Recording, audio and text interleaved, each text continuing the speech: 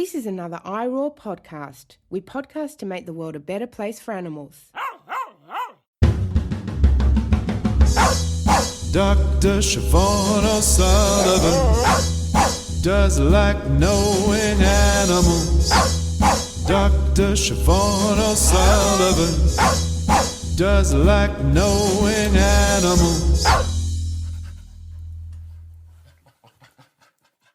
Hello everyone and welcome to Knowing Animals. Knowing Animals is a podcast in which we speak to animal studies scholars about a piece of their work.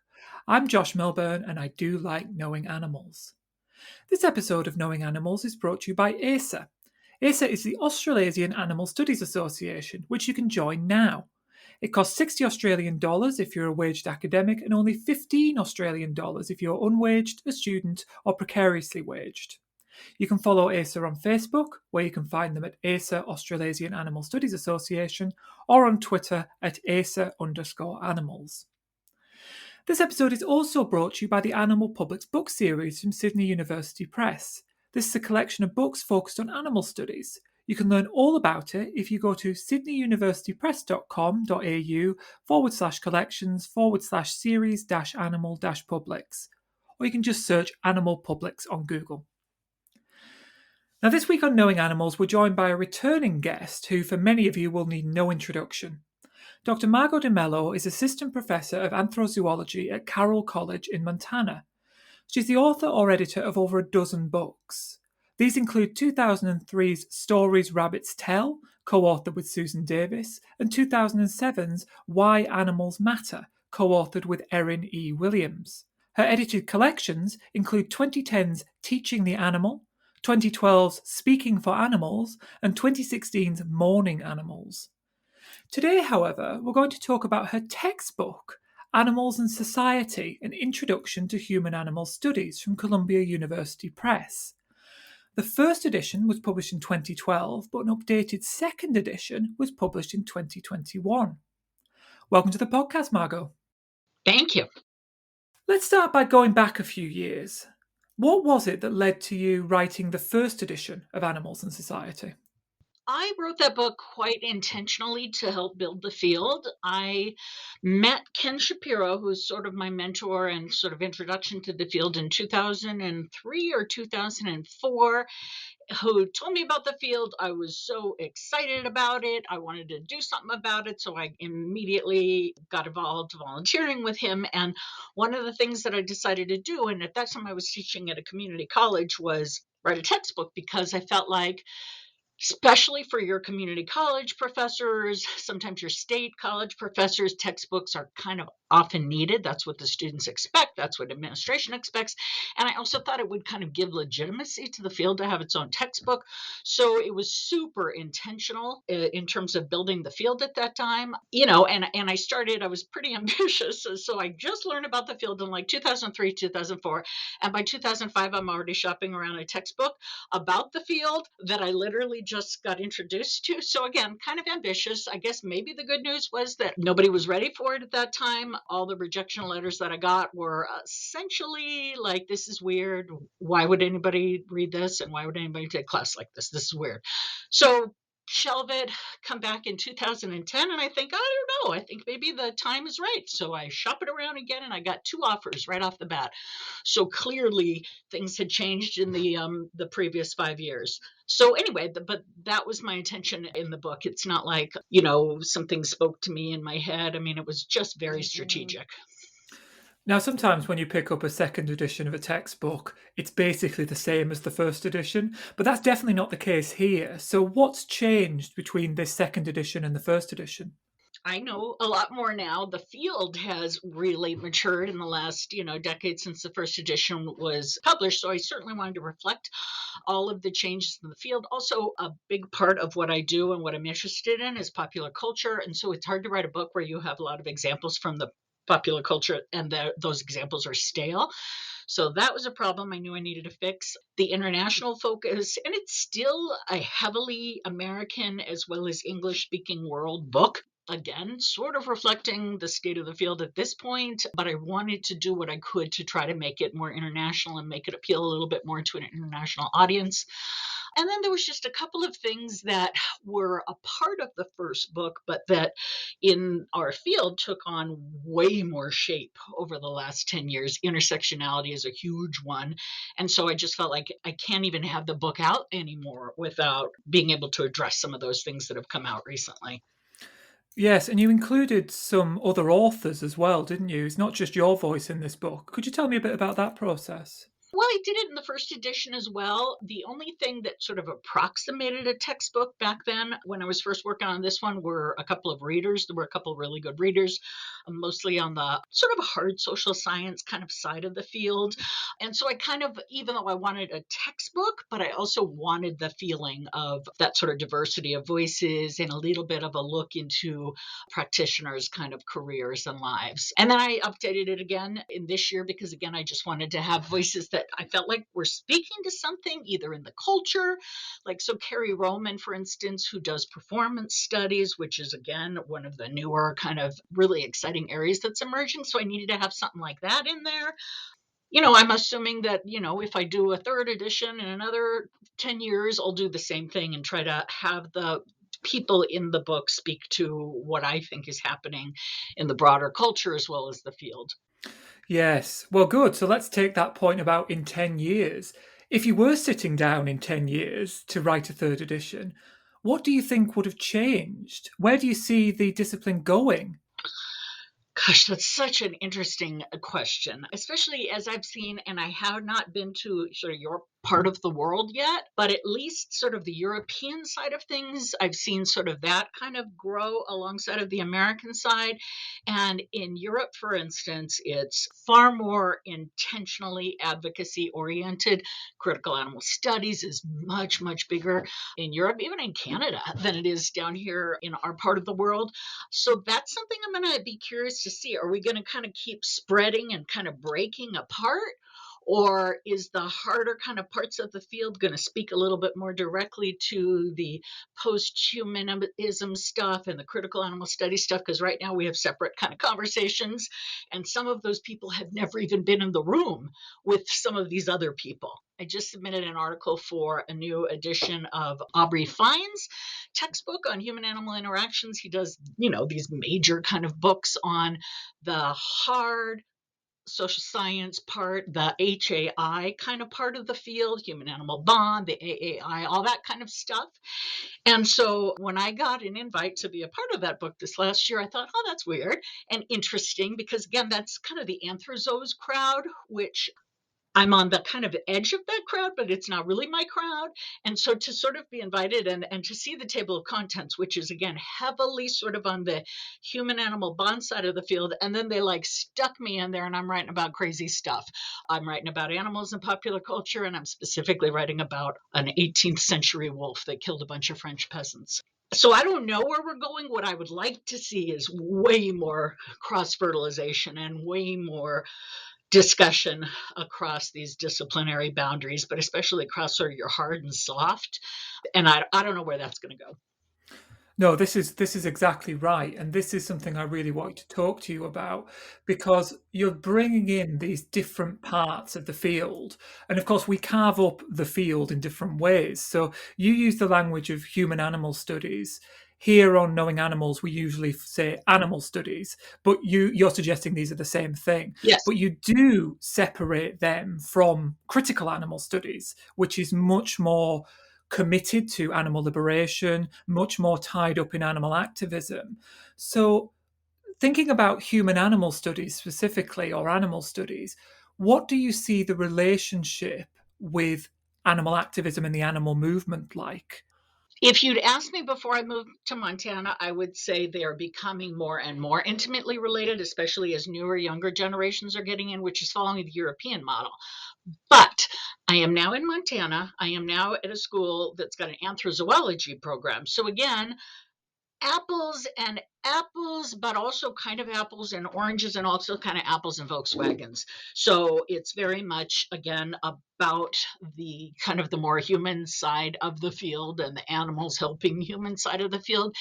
And that is still a really robust piece of the field. It's still highly, heavily funded. It attracts students, it attracts researchers. it's interesting that, again, in some places, it's so much more, even in just animal studies programs that aren't critical animal studies, it's more explicitly, and the students feel much more welcomed when they come in with a strong advocacy background. But that's not the case still everywhere. So again, we've got pieces of the field that don't know anything about what's happening on the other side of the field or the history. When I tell a history of the field, I start it with sort of, Peter Singer and Tom Reagan, because I start it with what I see as sort of the first time that academia takes animals seriously. But in this world that I'm now a part of, they date the beginning of the field to totally different stuff. It's all about, a lot of it is the British folks, the ISAS people, again, that sort of part of the field. So I would like to see a lot more of that communication back and forth, at the very least, because I still kind of support the idea of sort of the big tent kind of a thing, like that there's no kind of membership criteria, veganism, whatever. Like, I want big tent. But I also want us under the big tent to be able to talk to each other and even understand a little bit about what each other are doing.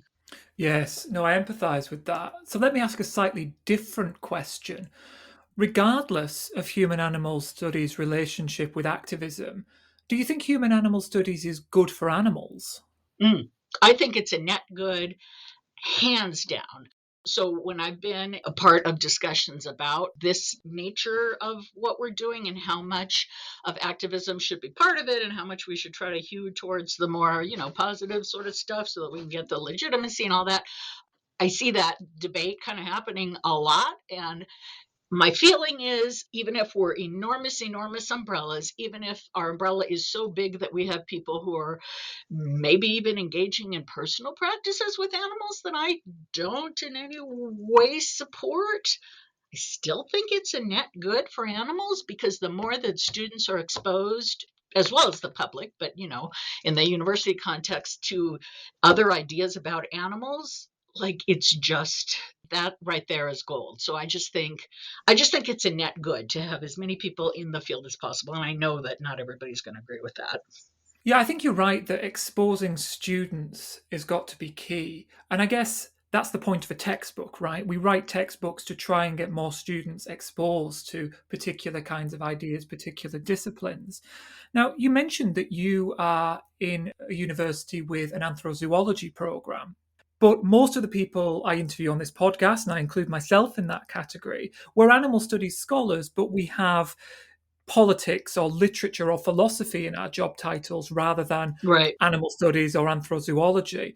So my question is this textbook, what kind of departments can you see it being used in? Is this exclusively for places with an anthrozoology department, or what other kinds of departments could it appear in? Yeah, no, I think it's being mostly used in courses that are outside of a program. So your sociology courses, I'm even, used in some of the literature courses. I tend to see it a lot more in anthropology, sociology kinds of classes. I was just talking to a class in Florida the other day. It's an animals and health class. They were using the book. So it can be used in a kind of a wide variety of departments. It's interesting because the sort of the lens that we come in with, you then read the book through that lens. And so for some people, it is far too conservative. Whereas for other people, it's like, oh, this is a little bit too, liberal for me. So, and I absolutely am aware of that, the fact that it's going to be read in different ways. And that's just kind of, again, the line that I want it to be read by, my students are hunters. My students butcher and eat their own animals. Those are experiences that I have absolutely no understanding of in a personal way, but they're also students that I absolutely want to hear a different way, maybe, of understanding animals.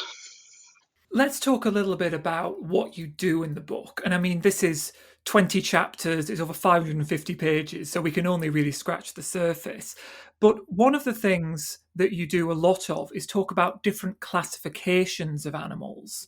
So in part one, you discuss the construction of animals and the categories into which we place them.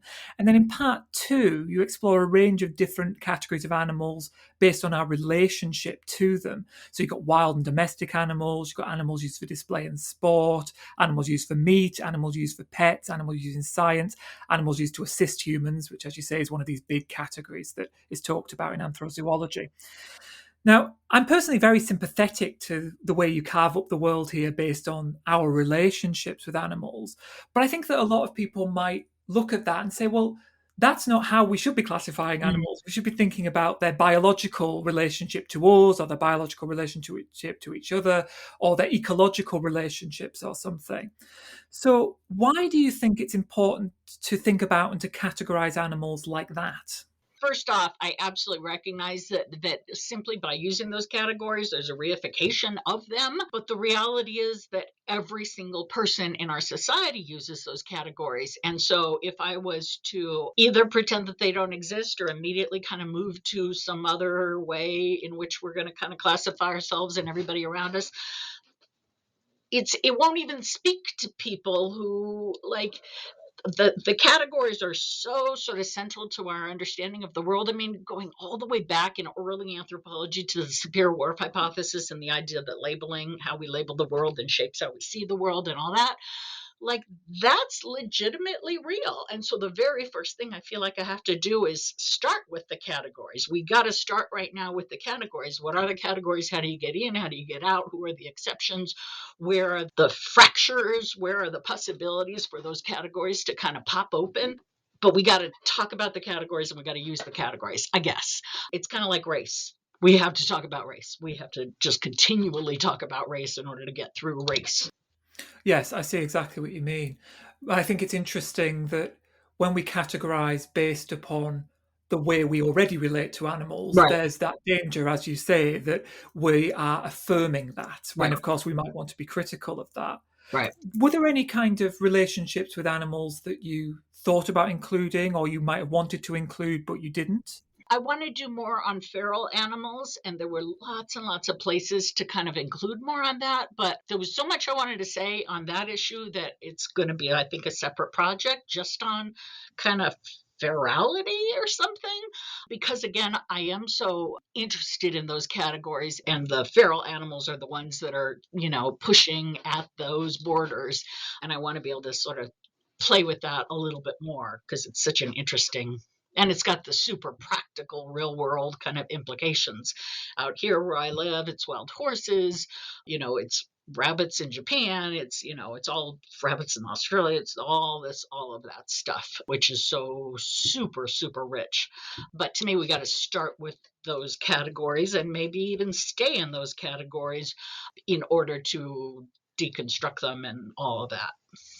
Yes, I agree. And I think these are such important categories. So in political philosophy, we talk about them as liminal animals. They're animals that aren't quite domesticated, aren't quite wild. Hmm. They escape easy categorization, yet they're so crucial because we encounter them all the time. I mean, I live in suburbia in the UK. I don't encounter bears or deer very regularly. I don't encounter Right. bears at all. I occasionally see deer from a train window. However, I do encounter garden birds and pigeons. I encounter hedgehogs. I see foxes at night and I certainly hear them. So these are animals that are all around us, yet we don't theorize them very often. And part of the thing about liminality is not just the betwixt and between, but in the anthropological use of it, the idea of communitas, the idea of in that space is where because the categories are temporarily suspended, that's the space where the knowledge can happen and where the deep learning can happen. And like that's where, to me, that's where the action is. I think that's right. So let's talk a little bit about animals and symbols, or animals and popular culture, as you say, is something you want to stress. So that's something that you talk about in part four of the book. So you discuss animals in art and symbols, in religion and folklore, and in literature and film. But when we're talking about this big tent approach to human animal studies, and when we're talking about different parts of the discipline talking to each other, I wonder whether there's sometimes a tension between the scholarship in animal studies that deals with actual animals and that which deals with figurative animals. Mm-hmm. No, absolutely. I've been at conferences that I'm always surprised when I'm invited to things like this because I don't fit easily with this crowd either, the post-humanities sort of stuff. And I was at a conference a couple of years back where I was literally the only person out of all the speakers who actually did talk about real animals. And I actually kind of commented on it while I was talking, but I did so not as like a point of pride. My thing is always, that I'm not good enough. So it was like, oh, I'm so embarrassed. I'm talking about real animals and rabbits. You know what I mean? Everybody else talking about theory and I'm talking about rabbits.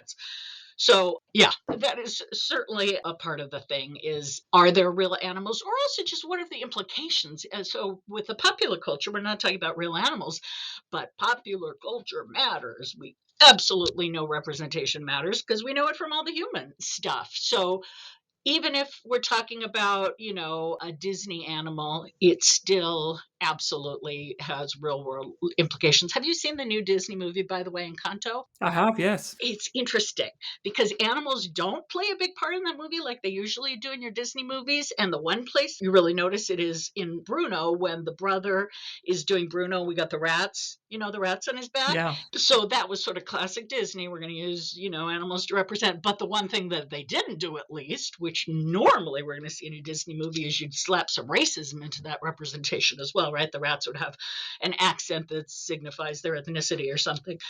So at least we're kind of moving beyond that. Like those are interesting kind of places to look to see what kinds of changes are happening.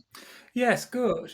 And I think there's an interesting question as well about divisions, and this is, of course, not unique to animal studies, but it absolutely comes up in animal studies, between people who are talking about Disney, for example, and people who are talking about J.M. Coetzee, right? The kind of high culture, low culture Right. division. And I guess there's a question about to what extent we should be focusing on the high culture versus the low culture in our scholarship. Do you have a take on that? I mean, for me, it's low culture all the way. That's just kind of partly in my makeup, partly what I like. When I was a grad student, I mean, I'm so freaking old. When I was a grad student, this is before the internet, I would go to my local 7-Eleven every Monday morning because that's when the People magazines showed up. Like, I'd wait for People magazine to show up. Like, but I justified it because pop culture has always been one of my theoretical areas. I'm like, well, I'm allowed to do this because blah, blah, blah. But my point is, I just love low culture. But the other point is, everybody else does too. Like, I don't care how many people say I don't do this and I don't watch this, we're all in it. And so somebody needs to talk about the Coetzee stuff, but it's not me, and most people aren't going to read it. So I'm not putting it down, but this is, I guess I want to speak to what I know, what's relevant to me, but also what I think is a part of more people's lives. I'm glad you mentioned the internet as well, because that's something that you do discuss later on in the textbook. And I think it's interesting. I mean, the internet's not that new anymore, of course, but it's interesting to think about these new spaces where we can encounter animals, whether either literal animals or figurative animals. And one thing you mentioned a few times that you didn't devote a chapter to was video games. Yeah. I think there's potentially a lot of interesting work Yeah. waiting to be done about animals in video games. Yeah. We've got a game, club on campus here, and my colleague, who's also animal studies, runs it, and she's very sort of attendant to in role-playing games in particular that when you kind of embody an animal, what is that like, sort of to take on that positionality or whatever. Now, I'm not a gamer myself, and that's probably then why you don't see more of that stuff, because it's just, again, not something that that's part of my personal world, but it's huge. Now, Margot, you're a returning guest on Knowing Animals, which means you don't get our regular 5 quick questions. Instead, you get 4 quick questions. So, you ready for your 4 quick questions? I am. So, what's been the most satisfying or rewarding aspect of conducting animal studies research? These are big questions. I think that I'm just going to have to give my current sort of answer because it's going to probably change every single day. I bring my blind deaf, diabetic dog to class with me every day. I also, on my long days, I bring two of my disabled rabbits. And so for people that don't know me, they might, come in here and see my little dog is just pooping on the floor in my office, just like it's sort of a normal thing. And so part of me is like, oh, that's embarrassing. And I need to kind of hide that sort of part of myself.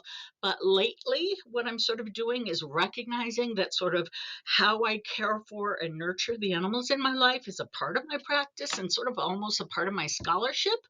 And so I guess I'm sort of, and again, I think a lot of this is from the pandemic and just having too much time to be thinking about so many of these kind of things. But that's something I feel like I want to embrace more. And I feel like we need to maybe talk about a little bit more is, we've been already having the discussions about the sort of advocacy scholar sort of a thing, but how does your care practice sort of shape your work or reflect your work?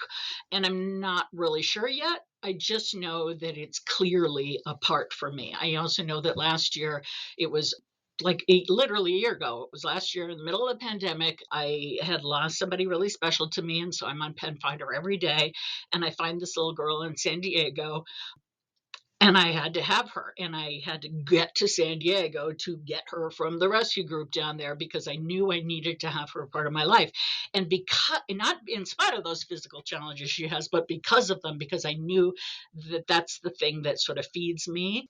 So I don't know. I think I'm not really answering your question well, in as much as to say that I like that. I feel like I'm giving myself freedom right now to use the more messy pieces of my life that clearly inform who I am and what I do, but use them more, I guess, centrally. Oh, absolutely. And I think perhaps we can pause our quick questions here because this is something we've discussed on Knowing Animals in the past with other guests. How important do you think it is for animal studies scholars to have these personal relationships with animals? Or do you think it makes sense to study animal studies, to be an animal studies scholar, even if you don't have any kind of personal link with animals, or you don't feed the birds, you don't look after a dog, you don't visit sanctuaries? Right.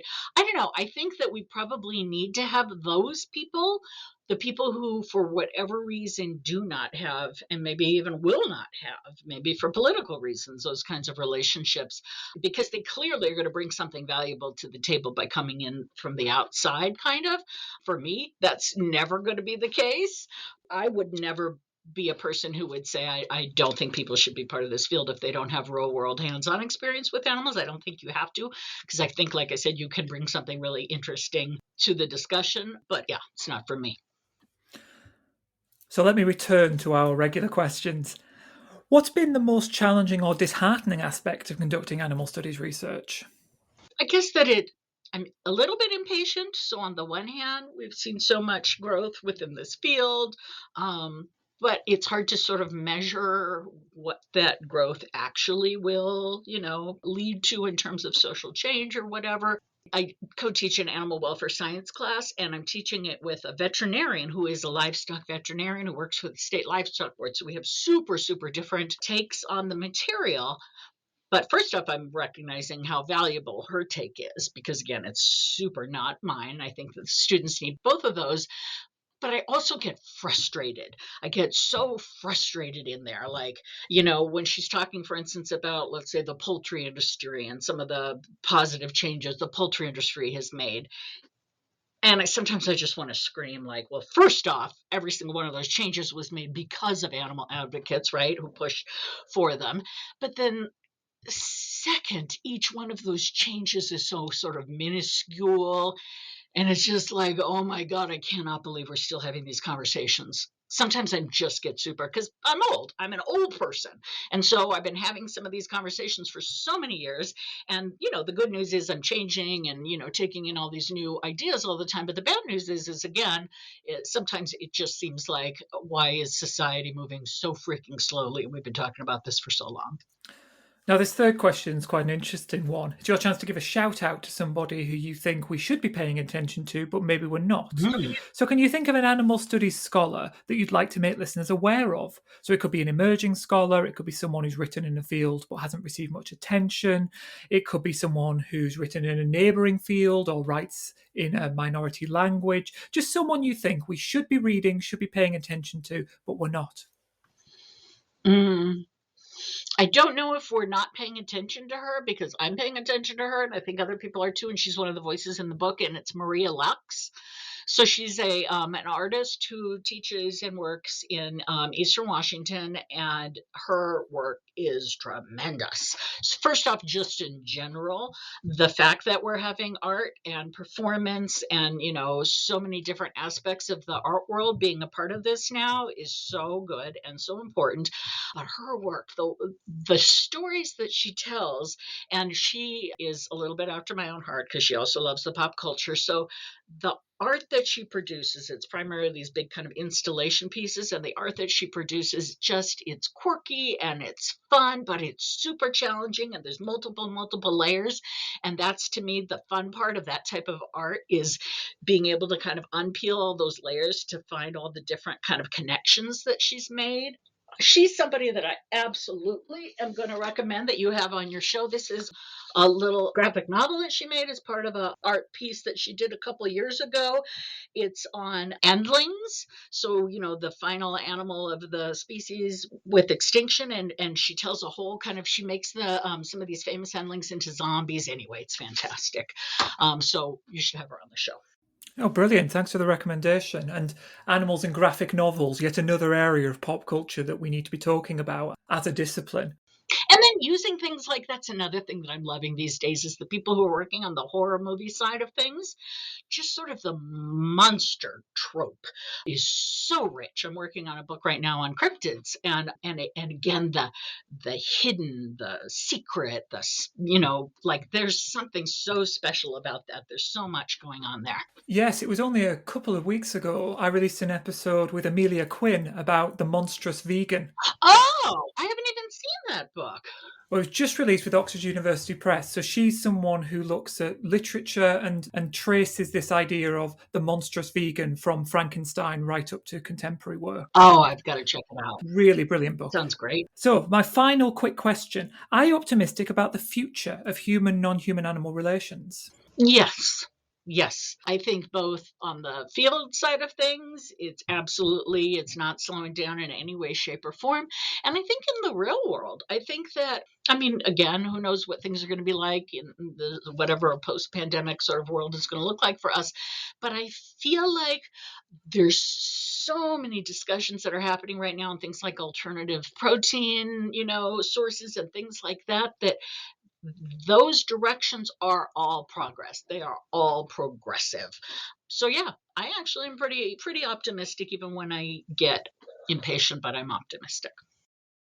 What are you working on next? I'm trying to work on this article that's pretty weird, that's about the black dog, you guys' black dog, the figure of the black dog, and serial killers.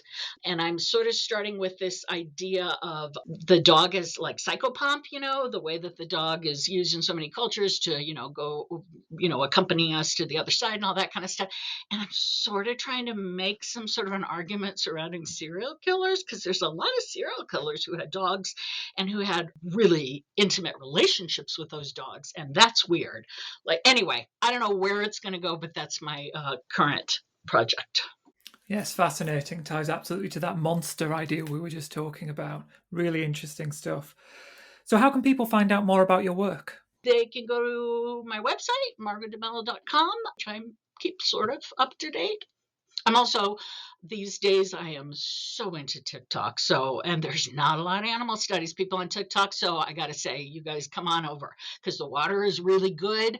The people are really nice. It's the place to be these days. Well, thanks so much, Margo, for joining us for this episode of Knowing Animals. Thank you for having me, Josh. And thank you, listeners, for joining us for Knowing Animals, the podcast where we talk to animal studies scholars about their work. Don't forget to follow us on Twitter at knowing_animals, or on Facebook, and you can just find us at Knowing Animals. You can also follow me on Twitter at Josh L. Milburn, or on Instagram at @aveganphilosopher. Don't forget to tell others about us, and to review the podcast where you found it. Reviews make it easier for others to find us. My name's Josh Milburn, and I do like knowing animals. For more great iRaw podcasts, visit irawpod.com. That's IROARPOD.com.